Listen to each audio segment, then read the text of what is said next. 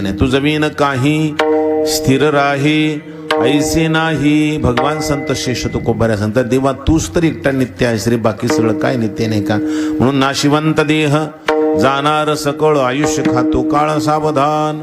म्हणून देवाला सोडून बाकीचं सगळं नाशिवंत आहे. सकळ जाणार, सगळं जाणार आहे नाही का, काही राहणार नाही का.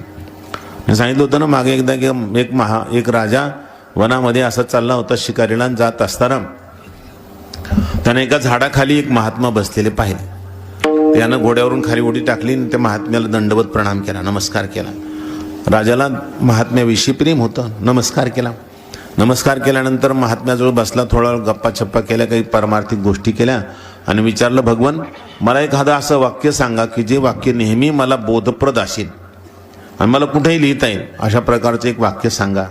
तर तेव्हाच त्या महात्म्यानं त्याला सांगितलं होतं, यह भी चला जाएगा. हे वाक्य लिहून ठेवले का, यह भी चला जाएगा.